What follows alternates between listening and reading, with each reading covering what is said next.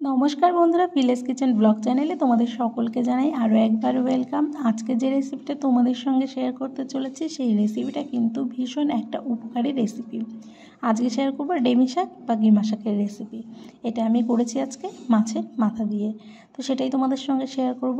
আর তোমরা সকলেই হয়তো জানো এই শাকটা কিন্তু গ্রামের আনাচে কানাচে ঝোপঝাড়ের মতন হয়ে থাকে, উঠোনেও হয়। বিশেষ করে নরম মাটি পেলে কিন্তু শাকটা খুব সুন্দরভাবে হয়ে যায়, একদম বিছিয়ে যায়। তো এই শাকটা কিন্তু ভীষণভাবে উপকারী আমাদের শরীরের পক্ষে। তো শাকটা একবার দেখিয়ে দিই, এটা আমাদের উঠানেই হয়েছে। তো সেই শাকটা দেখো একদম ঝোপের মতো হয়েছে। এখানে কিন্তু শাকগুলো একটু বুড়ো বুড়ো হয়ে গেছে, মানে ফুল চলে এসেছে। যতটা কচি রাখা যায় শাকটা ততটা কিন্তু ভালো, মানে কচি অবস্থায় খেলে শাকটা বেশি ভালো। আর এর কিন্তু ভীষণ গুণাগুণে ভরপুর। এতে ডায়াবেটিস নিয়ন্ত্রণ করতে সাহায্য করে, এছাড়াও যাদের মুখে রুচি আসে না তাদেরকে কিন্তু মুখে রুচি ফেরাতে সাহায্য করে। শাকটা একটু তিতো হয়। তো আজকে এই শাকটা দেখো তুলে নিয়ে এসেছি, অনেকটা পরিমাণে শাক কিন্তু তুলে নিয়ে এসেছি। যেহেতু শাক জাতীয়, তো খুঁজে খুঁজে মানে ফুলগুলো বাদ দিয়ে যতটা কচি পারা যায় সেভাবে তুলে আনার চেষ্টা করেছি। আর এর ফলগুলো দেখো, মানে ফুলের কুড়িগুলো দেখো একদম জিরের মতো দেখতে। তো এইগুলো কিন্তু ছোটোবেলায় জিরে হিসেবে আমরা খেলা করেছি। তো তখন তো জানতাম না যে এত গুণাগুণে ভরপুর। তো এখন সেটা জানি যে কতটা উপকারী এই শাকটা। আর একটা ভেষজ উদ্ভিদ এটা, তো ওই জন্য ভীষণ গুণে ভরপুর। তো চলো এই শাকটাকে এখন তোমাদেরকে দেখিয়ে দিলাম ভালো করে। এখন শাকটাকে কিন্তু ধুয়ে নেব। যেহেতু এই শাকটা মাটির সঙ্গে একদম বিছিয়ে হয়ে থাকে, তো অনেকটাই মাটি থাকবে, তো এই নোংরা থাকতে পারে। তার জন্য কিন্তু শাকটা যতটা সুন্দর করে পরিষ্কার করে ধোয়া যায় ততই ভালো। তো এখানে আমি সম্পূর্ণ প্রসেসটাই আজকে তোমাদের সঙ্গে শেয়ার করছি যে কীভাবে কী করছি না করছি। তো এখানে শাকটা কিন্তু সুন্দর করে দেখো ধুয়ে নিয়েছি। তো একবার ধুচ্ছি না, কয়েকবার করে ধুয়ে নেব ভালো করে এইভাবে। তো এইভাবে ধুয়ে শাকটাকে কিছুক্ষণের জন্য জল ঝরতে রেখে দেবো। আর এগুলোকে ছোটো ছোটো টুকরো করে নেব।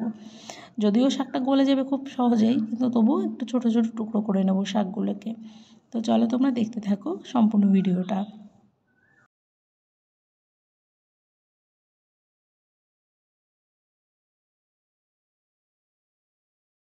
শাকটাকে ধুয়ে একটু ছোটো করে কেটে নিয়েছি। এরপরে চলে এসেছি কড়াইতে তেল গরম করতে দিয়ে। এখানে আমি মাছের মাথার একটু টুকরো নিয়েছি। তো মাছের মাথার টুকরোটা এখন আমি ভেজে নেব। যেহেতু শাকগুলো কিন্তু একদম অল্প হয়ে যাবে, তো বেশি পরিমাণে মাছ দেওয়ার প্রয়োজন নেই। তো এখানে মাথা দিয়েই রেসিপিটা শেয়ার করছি। এখানে মাথাটা এখন সুন্দর করে ভেজে নেব। আর মাছের মাথাটা একটু ভালো করেই ভেজে নিতে হবে। মাছের মাথা যেহেতু একটু শক্ত হয়, তার জন্য কিন্তু সময় নিয়ে ভাজতে হবে। ধীরে ধীরে কিন্তু ভেজে নেব। এক সাইডটা তো ভেজে নিয়েছি, আরেক সাইডটাও এখন উল্টে পাল্টে ভেজে নেব। তো মাথাটা ভাজা কমপ্লিট হয়ে গেছে। এর মধ্যে দিলাম হচ্ছে রাঁধুনি ফোড়ন। রাঁধুনি ফোড়ন দেওয়ার পরে তার মধ্যে দিলাম চেরা কাঁচা লঙ্কা। এটা দিয়ে ভালো করে একটু নাড়িয়ে নেব। এরপরে আমি এর মধ্যে দিয়ে দেবো জল, মানে পরিমাণ মতো যেটুকু ব্যবহার করব জল, সেই জল দিয়ে দেবো। খুব একটা বেশি জল দেওয়ার প্রয়োজন নেই, কেননা বললামই শাক তো অনেক নরম, এর থেকে এমনিও জল বেরোবে। ওই জন্য পরিমাণ মতো একটু জল দিয়ে দিয়েছি।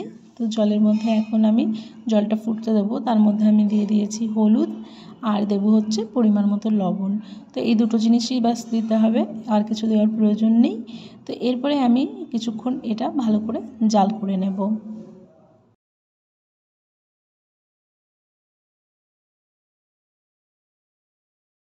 ঝোলটা কিন্তু খুব সুন্দর করে জাল করা হয়ে গেছে। এবার আমি কিন্তু এর মধ্যে কেটে রাখা শাকগুলো দিয়ে দেবো।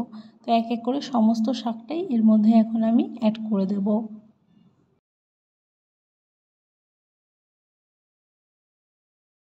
আর এই শাকটা কিন্তু একটু তেতো হয়। তো এই শাকটা কিন্তু তেতো হলেও ভীষণ খেতে ভালো লাগে, মানে অনেক টেস্টি হয়। তো এখানে শাকটা কিন্তু এবার আমি এর সঙ্গে মিশিয়ে দিলাম ঝোলের সঙ্গে। এখন শাকটাও কিছুক্ষণের জন্য ফুটতে দেব।